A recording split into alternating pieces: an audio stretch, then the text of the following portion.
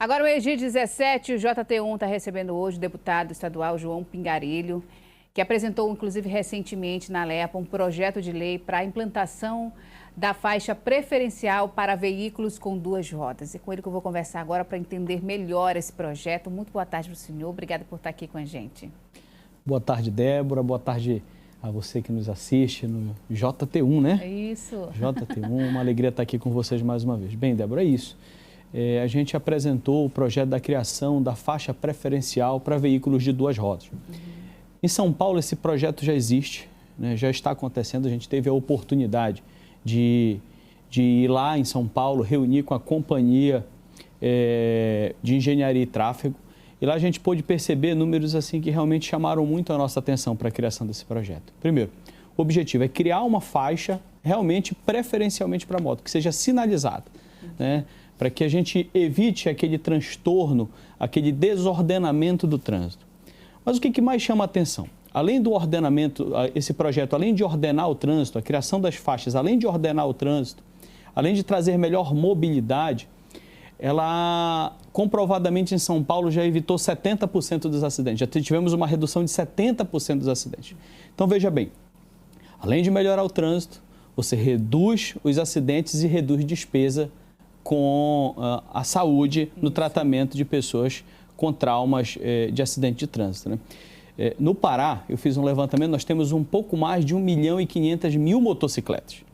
No ano de 2024, nós tivemos 15 mil acidentes e uma despesa na casa de quase 2 bilhões de reais na área da saúde. Então, esse ordenamento, esse projeto, certamente ele traz segurança, mobilidade, fluidez, mas traz também economia para a saúde, para as despesas na área da saúde. E é um projeto importante, deputado, que eu acho que vale a pena, assim, tá nas comissões, né? O projeto já está na LEPA, mas é um projeto importante quando a gente olha aí para os números de acidentes, né? Como o senhor falou, em São Paulo, essa relação da queda, da diminuição dos acidentes. Aqui em Santarém, o número de acidentes, minha gente, envolvendo motociclistas e o número de pessoas internadas no setor de traumatologia do hospital, a maior parte deles é vítima de acidente de trânsito e pilotos ou passageiros de moto, não é isso? Por isso a sua preocupação, assim, a gente vê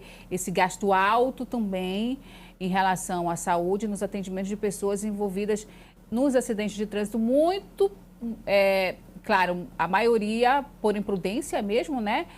Mas também pela, digamos, essa falta de organização melhor no trânsito da cidade.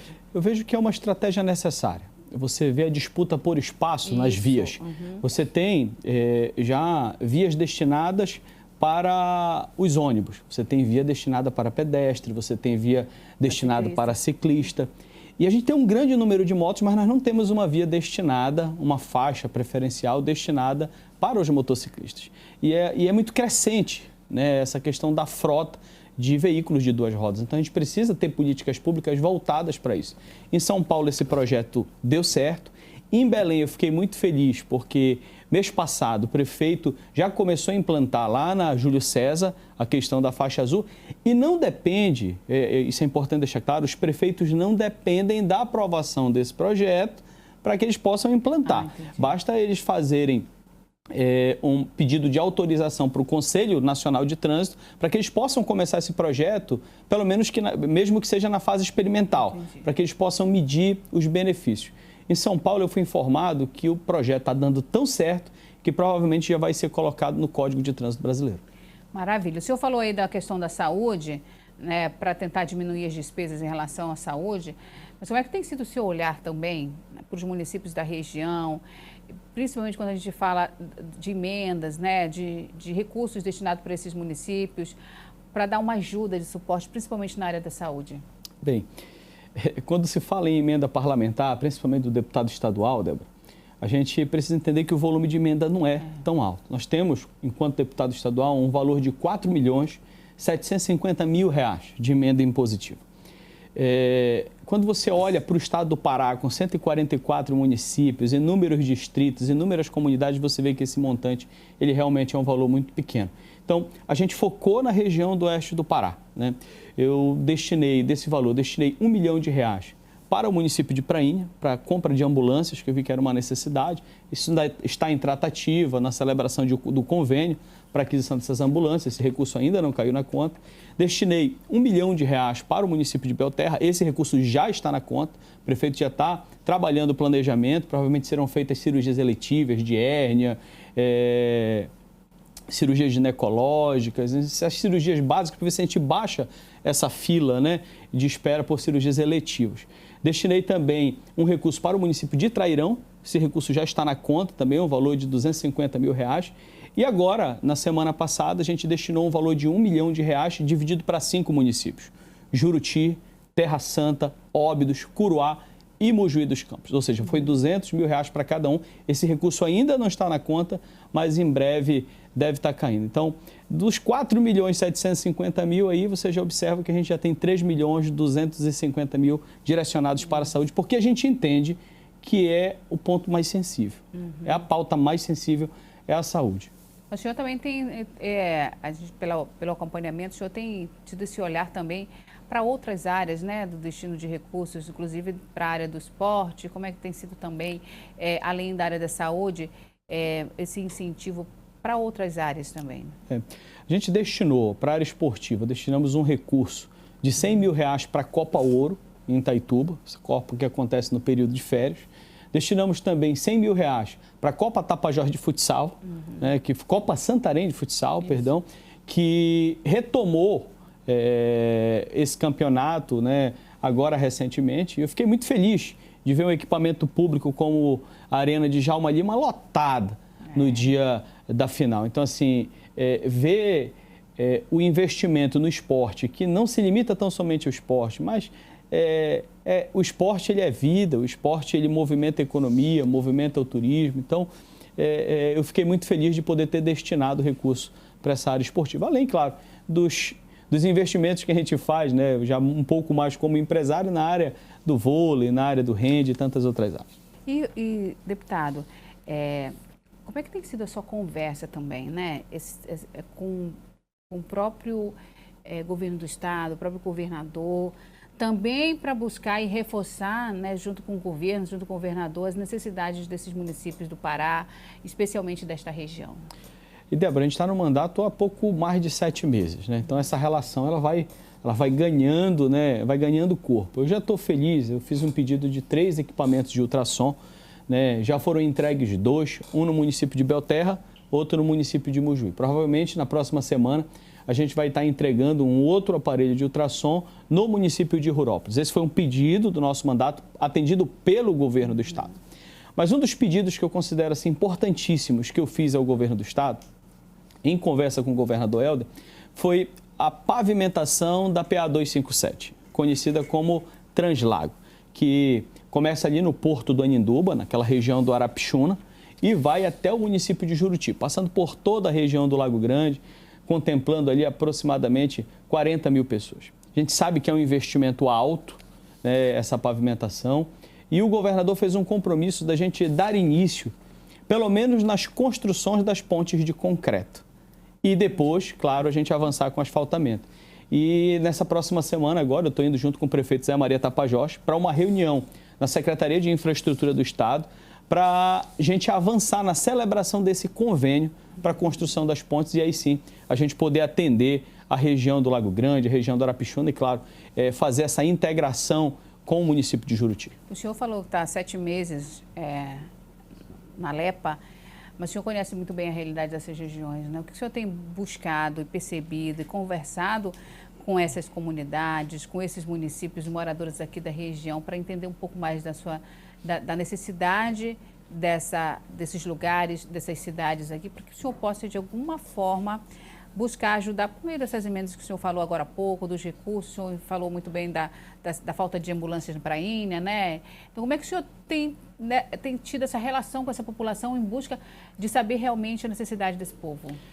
E, Débora, a gente tem demanda nas mais diversas áreas, mas essa área da saúde ela é uma área que sensibiliza. É uma área que ela mexe com você. Eu sempre digo que se você tiver algum projeto dentro da sua casa, a construção de um muro, a construção do banheiro, tiver alguém doente em casa, certamente você vai priorizar cuidar da saúde daquela pessoa. Então, eu estou com esse olhar muito voltado para a área da saúde. e entendo que a gente precisa de investimentos estruturantes realmente na área da saúde. Os municípios, por si só, eles não têm uma estrutura robusta na área da saúde, apesar de serem de saúde plena. E aí acaba trazendo uma pressão sobre o município de Santarém, sobre os municípios polos. Santarém, da região do Baixo Amazonas, Itaituba, da região do Tapajós e Altamira, da região do Xingu. Então, a gente acaba tendo hospitais municipais, mas atendendo questões regionais, porque os municípios vizinhos não têm a estrutura necessária. A gente já consegue perceber alguns avanços. Fiquei muito feliz agora visitar Novo Progresso, ver os investimentos que o prefeito tem feito lá, com recurso do Tesouro na estruturação do hospital municipal. Fiquei feliz também de ver Terra Santa agora, o prefeito fazendo investimentos estruturantes, inclusive com uma maternidade muito bem estruturada, que não deixa a desejar para algumas estruturas particulares. Então a gente vê que isso é possível, mas a gente vê que a gente ainda tem muito a avançar. Então, dentre tantas pautas que eu poderia falar, eu gostaria de destacar a área da saúde. É uma pauta sensível, é uma pauta que merece atenção. A gente precisa urgente da duplicação de leitos no hospital regional, a gente precisa urgente da inauguração da maternidade, né? A gente precisa urgente da inauguração da policlínica, que eu quero aqui até parabenizar o governo, porque já está com um pouco mais de 90% das obras avançadas, mas a população ela vem sofrendo com relação às questões de saúde, que começa desde a atenção básica até a alta complexidade. Então, esse é um ponto que a gente realmente, eu, principalmente na questão do mandato, é um ponto que me deixa muito sensibilizado, é a questão da saúde. Inclusive, quando o senhor fala desse olhar para os municípios, é importante, né? Porque quando os municípios da região, eles se estruturam mais para atender aquele paciente lá da sua cidade, desafoga aqui Santarém. Né? Não tem a necessidade de mandar o paciente para cá para fazer atendimento se você consegue ser atendido na sua cidade. É bom para a família, é bom para o paciente, é bom para Santarém, que tem esse caminho para desafogar os leitos aqui, que estão superlotados, inclusive com pacientes que vêm de outros municípios. Para a gente já se encaminhar para o finalzinho da nossa conversa, deputado, o senhor tem também vários projetos aí que estão nas comissões, né? Que são, assim, projetos de assuntos de interesse da população. O senhor também está unindo essa força lá na LEPA para tentar aprovar esses projetos, para projetos grandes, como a gente vê aí a aprovação, projeto de lei que vai beneficiar as mulheres vítimas de violência doméstica, que esse é um assunto que a gente fala muito, debate muito. Como é que está também esse processo das aprovações e das apresentações de projetos de lei na LEPA? Bem, temos esse projeto, né, para as mulheres vítimas, né, de agressão na reconstrução orofacial. A gente entende que a mulher, quando passa por um trauma desse, você imagina a dor na alma, o problema psicológico, e ainda não tem um programa que possa realmente ajudá-la com a reconstrução, né, de toda a estrutura dentária, de toda a estrutura da face, isso em sigilo, né, porque fica traumatizado. Então, eu vejo que é um programa importante para que a gente possa cuidar dessas mulheres. Tivemos o caso recentemente daquele atleta aí, jogador de basquete, né, que agrediu com vários socos a companheira e realmente deixou o rosto dela todo desfigurado. Então, a gente precisa ter essa atenção com as mulheres, né? E aí, fora para a gente encerrar aqui, né, a sua caminhada também com as questões religiosas que a gente tem acompanhado aqui, a Marcha para Jesus, o senhor tem dado essa força, eu acho que precisa disso, sabe, desse incentivo desses eventos, no incentivo dos eventos religiosos, como a Marcha para Jesus, que reúne ali milhares de pessoas. Isso é algo que eu acompanho desde muito tempo, bem antes da vida pública, né, esse envolvimento com as igrejas. Até porque eu entendo, Débora, que as igrejas elas fazem um trabalho social fantástico. Independente da denominação, se é evangélica, se é católica, todas fazem um papel social fantástico. Eu digo que a igreja ela chega aonde o poder público não consegue chegar. Ela entra dentro das casas para cuidar da estruturação das famílias, né, de um casamento, para orientar com relação à criação dos próprios filhos, para ajudar no social com relação a cestas básicas, às vezes mutirão de rifa, feijoada, tudo para beneficiar um membro da igreja. Então, eu vejo que a gente tem que ter uma atenção com as entidades religiosas, independente da placa. E falar da Marcha para Jesus é algo que alegra meu coração, porque, primeiro, e o mais importante de todos é a questão do mundo espiritual, é você ter milhares de pessoas marchando na cidade, abençoando esse município, abençoando as famílias santarenas, abençoando as famílias da região do oeste do Pará, no caso das marchas nos outros municípios, abençoando o comércio, abençoando as instituições públicas, para que realmente haja paz. Eu acredito no mundo espiritual muito mais do que nós estamos nos vendo aqui. Eu acredito que o mundo espiritual é real. E além disso, a gente também tem que entender que a Marcha para Jesus é um movimento também cultural.